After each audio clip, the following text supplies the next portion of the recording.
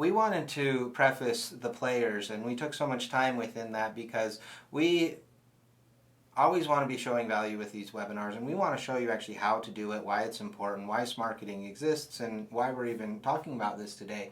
But without understanding who's involved and getting those players involved, the rest of this conversation to me kind of falls apart fairly quickly. You'll continue to do what has been happening for so many years already, and that's just sales and marketing won't come together. And so that's why we really think that you need to work on the buy-in first. But with that said, I want to just kind of even talk about, we talked about who the players are, but why, Chuck, is Smarketing even important?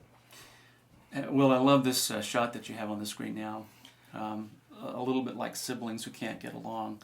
And it doesn't just make things tough on the sister or the brother, but it makes things tough on everyone in the family. And when sales and marketing don't get along, it makes things tough on the entire company. Absolutely. I couldn't agree more.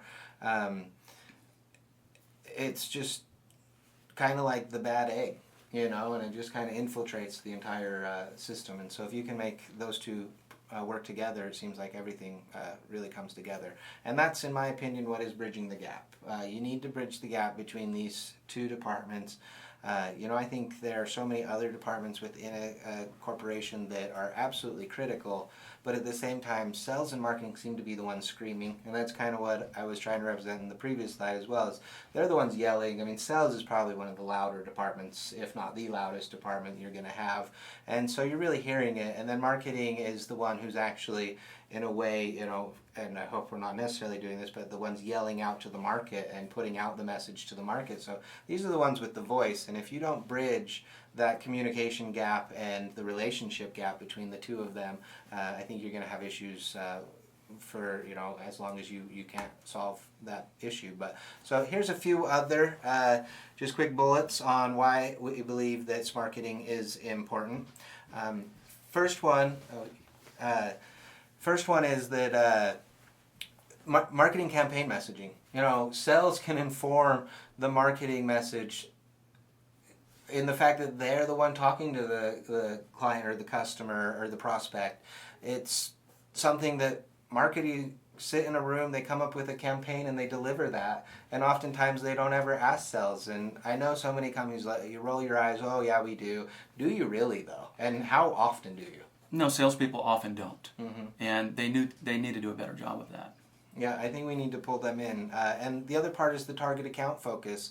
Right now, account-based marketing is a really big thing, and we spoke about that in our previous webinar, but sales is not saying who they really want to go after. And marketing is not providing the data on the other side to say who they really could be going after. And we're not coming up with a true target account focus. It's just sales, this is who I like going after. It's marketing, this is who I think I can go after. There's no real cohesion between that. And to do a custom audience or an account-based marketing program, you guys need to be well aligned with that. And so another reason that I think Smarketing is so important.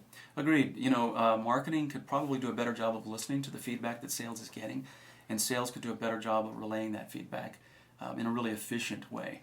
Absolutely. I think mutual department support needs. We need to have support from the top down. We need team camaraderie. I think that, again, like to what I was saying earlier, if I got a lead, I sent it to the person who was nicest to me, who I knew would do what I needed. And that we closed most of those leads because we had this camaraderie between us and we knew what each of our goals were. And so we were able to really capitalize on that. And I think that's something that Smarketing, as a definition, is really trying to achieve on a whole. Customer service is one other thing, and I know Chuck has some thoughts here, but I also always try to pull customer service in as kind of the third leg of the chair, I guess, or of the stool. But the customer service has the real information. They're the ones the customer is calling when they have a grievance or when they really need to know how a product works. They're the one getting the true questions.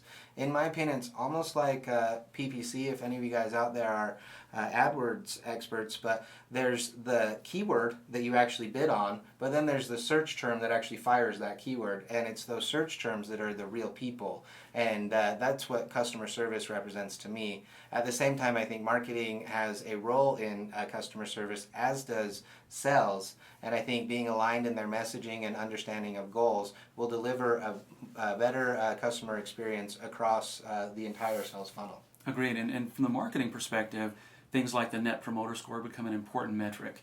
From a sales perspective, the number of referrals that are generated become a really important metric. Now, there are other things that we could talk about, but if we wanted to keep the conversation simple, how willing and able are customers to go ahead and promote us? And that's, of course, the Net Promoter Score.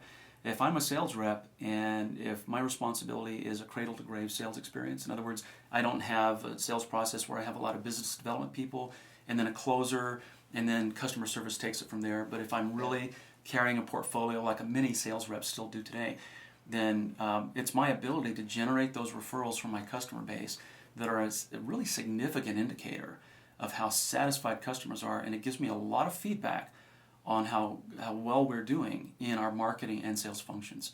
Because if our marketing messages don't align with what we're selling, or vice versa, then people are not going to be satisfied with how well we're fulfilling on their customer experience. Absolutely. And the last one for me is actually the most important, which is the business reporting. I think that your budget analysis is skewed if the two departments aren't working together. I mean, if sales is not following up on leads, are you taking away marketing budget because they didn't close anything or they didn't do their job? There's just a lot of misalignment that is skewing your reports that the C-level is making decisions based off of. You spoke about marketing attribution. Again, if the entire funnel from marketing to sales isn't well aligned and isn't well defined, then you're not understanding what part in the funnel sales is dropping off. Mm-hmm. And so the attribution can't actually be done properly if these two groups aren't really working together. Agreed, and we see this happen a lot when a company doesn't use a CRM efficiently and consistently. Mm-hmm. Because then we get a lot of anecdotal evidence about what's happening and where, instead of real data that tells us this is where that lead fell out or this is where that sale hit a stall and didn't go to close. And I mean, just what is the fear of making decisions on bad data? You'll continue to do it over and over. I mean, for me, as I work to build companies that I'm involved with, that's the thing. I just always really dive into the data to make sure that it's good data. And I think if these two departments aren't working well together, then it's most likely not.